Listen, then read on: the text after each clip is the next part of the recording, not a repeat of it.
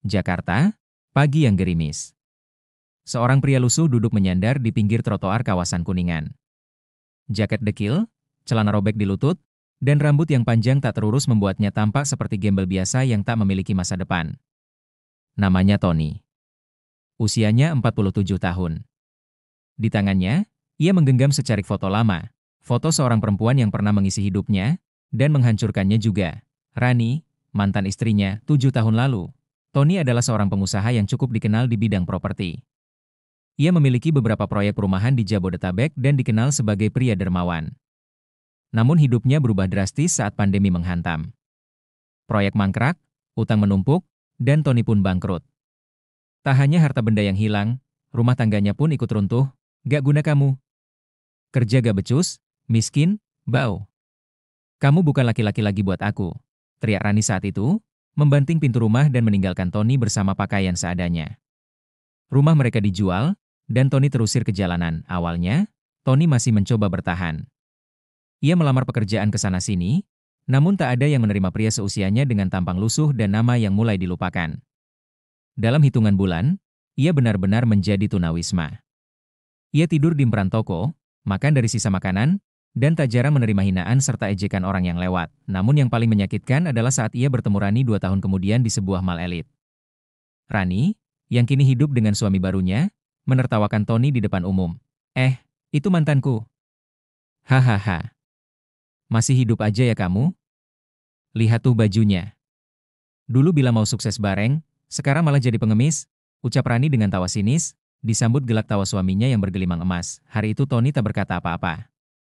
Tapi hatinya hancur. Ia berjalan pelan keluar dari mall, dan duduk sendirian di taman kota hingga malam. Di sanalah, Tony memutuskan satu hal, ia akan bangkit. Dan bukan untuk dirinya sendiri, tapi untuk membuktikan pada dunia, terutama pada Rani, bahwa ia bukan lelaki yang patut dihina. Apa yang Tony lakukan setelah itu sungguh tak terduga. Ia menghilang dari jalanan Jakarta selama hampir 2 tahun. Dan saat ia kembali, dunia pun terkejut. Tony kembali bukan sebagai gembel, tapi sebagai pria yang memegang kendali atas kekayaan 300 miliar rupiah, dan identitas aslinya pun membuat semua orang tercengang. Setelah kejadian memalukan di mall itu, Tony menghilang dari kehidupan jalanan Jakarta. Tak ada lagi sosok pria lusuh di bawah jembatan Semanggi atau di pelataran stasiun Sudirman. Banyak yang mengira Tony sudah mati, mungkin kelaparan, mungkin karena sakit. Tapi kenyataannya, Tony tengah menata ulang hidupnya. Diam-diam, ia pergi ke daerah Jawa Tengah, ke sebuah desa kecil di lereng Gunung Merbabu, tempat di mana almarhum ayahnya pernah tinggal dan membangun sebuah gubuk tua. Gubuk itulah yang menjadi tempat persembunyian dan pemulihan Tony. Setiap pagi, ia bangun dengan tubuh menggigil karena udara dingin. Ia bekerja serabutan, memotong kayu, memelihara kambing warga, hingga mencangkul sawah. Tapi malam harinya, ia membaca. Ya, membaca. Di dalam gubuk itu, tersimpan sebuah koper tua milik ayahnya, berisi buku-buku ekonomi, filsafat, dan beberapa dokumen perusahaan tua. Ayah Tony dulunya adalah seorang konsultan keuangan dan pernah memiliki saham kecil di beberapa perusahaan startup generasi awal. Saat membaca dokumen itu, Tony menemukan sesuatu yang mengejutkan. Salah satu saham kecil itu, yang dulu nyaris tak berharga, ternyata kini terlibat dalam merger besar dengan perusahaan teknologi global dari Singapura. Nilainya melonjak drastis. Dan Tony masih tercatat sebagai ahli waris tunggal. Dengan sedikit tabungan hasil kerja serabutan, Tony menyewa waktu di warung internet desa.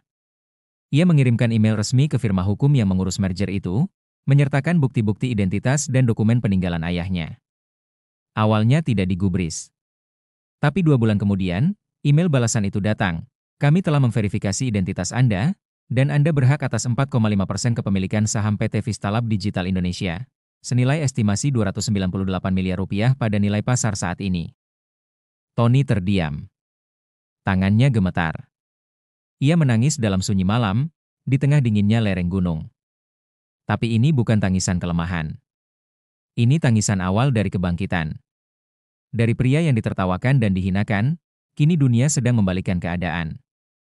Ia tak hanya kembali, tapi akan berdiri jauh lebih tinggi dari sebelumnya. Namun Tony tahu, uang bukanlah jawaban. Ia menyusun rencana. Dengan uang itu, ia akan membalas, tapi bukan dengan kekerasan atau penghinaan. Ia akan membalas dengan kejutan, dengan fakta, dan dengan kejayaan, dan langkah pertamanya adalah kembali ke Jakarta.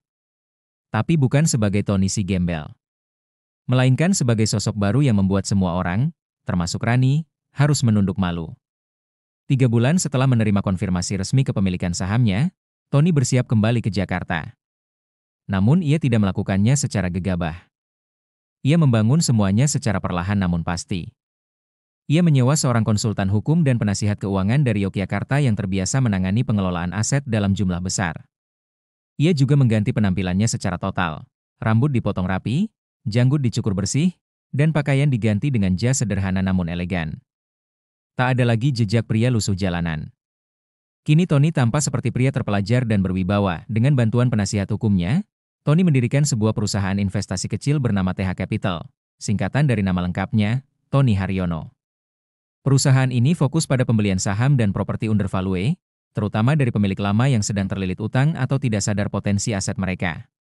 Dalam waktu singkat, Tony sudah memiliki 4 unit ruko, 2 rumah di daerah Pondok Indah, dan bahkan 1 villa di Bali. Namun semuanya ia jalankan secara diam-diam. Tak ada satupun media yang tahu siapa pemilik sebenarnya dari TH Capital 5 bulan sejak kepulangannya.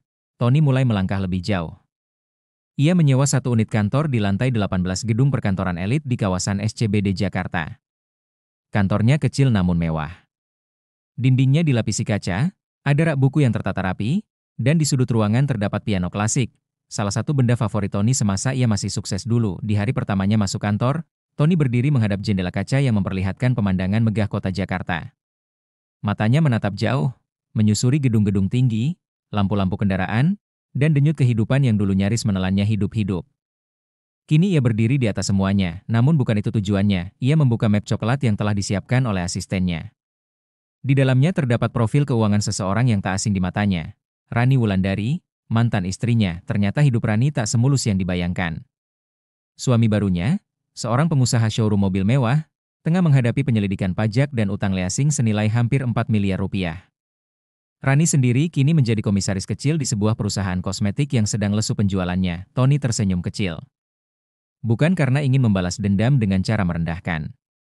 Tapi karena ia tahu, saatnya hampir tiba untuk menunjukkan siapa dia sebenarnya. Dan untuk itu, Tony sudah punya rencana yang akan membuat nama gembel yang dulu mereka hina, kini menjadi pusat perhatian seantero kota. Seminggu setelah mendapatkan laporan lengkap tentang kondisi mantan istrinya, Tony mulai melangkah ke tahap berikutnya dari rencananya. Ia tak ingin sekadar memperlihatkan keberhasilannya, ia ingin membuat semua orang yang pernah menertawakannya melihatnya naik ke atas panggung dengan kepala tegak, dalam situasi yang tidak bisa mereka hindari. Maka dibuatlah rencana besar, acara peluncuran lembaga filantropi TH Foundation, yang akan berfokus membantu para tunawisma, korban PHK, dan orang-orang yang tersisih dari sistem ekonomi, seperti dirinya dulu. Acara ini dirancang mewah, bertempat di ballroom Hotel Bintang 5 di Jakarta Pusat. Undangan disebar terbatas, hanya kepada tokoh-tokoh penting, investor, dan publik figur. Namun di antara itu semua, ada nama yang sengaja Tony minta ditulis dengan tinta emas, Rani Wulandari suami. Pastikan undangannya dikirim langsung ke rumah mereka. Jangan lewat email. Harus sampai ke tangannya, ujar Tony pada asistennya. Ia tahu, Rani tak akan menolak datang ke acara yang penuh sorotan dan mungkin bisa jadi peluang bisnis. Ia tahu betul cara berpikir wanita yang dulu pernah menjadi istrinya. Sementara itu, media mulai mengendus kabar tentang Tony Haryono, sosok misterius pemilik saham 4,5% Vistalab Digital yang mendadak masuk ke jajaran 100 toko berpengaruh di dunia investasi Indonesia. Banyak yang bertanya-tanya, siapa dia sebenarnya? Dari mana ia berasal? Tapi tak satu pun yang berhasil mengorek lebih jauh. Tony sangat berhati-hati menjaga privasinya. Ia ingin momen perkenalannya ke publik dilakukan dengan cara yang paling dramatis dan elegan. Hari demi hari menuju acara, Tony semakin tenang. Ia duduk di ruang kerjanya, mengenakan jam tangan antik peninggalan ayahnya, dan membaca koran pagi. Mereka akan tahu siapa aku sebenarnya, gumamnya lirih, dan pada hari H, ballroom hotel sudah dipenuhi para tokoh dan pengusaha papan atas. Kamera media berderet. Asisten Tony membuka acara dengan memperkenalkan visi misi TH Foundation, diiringi tayangan video dokumenter yang mengangkat kisah para mantan tunawisma yang berhasil bangkit. Namun puncak acara belum tiba ketika nama Tony Haryono disebut untuk naik ke podium. Semua mata menoleh ke arah pintu. Seorang pria berjas hitam elegan, rambut disisir rapi, melangkah pelan namun mantap. Senyum tipis di wajahnya, sorot matanya tenang. Di barisan tamu VIP, Rani terdiam. Matanya membelalak. Tangannya menggenggam erat tangan suaminya, itu. Tony? Namun Tony hanya berdiri tenang di atas podium, melihat ke arah Rani, menatap M.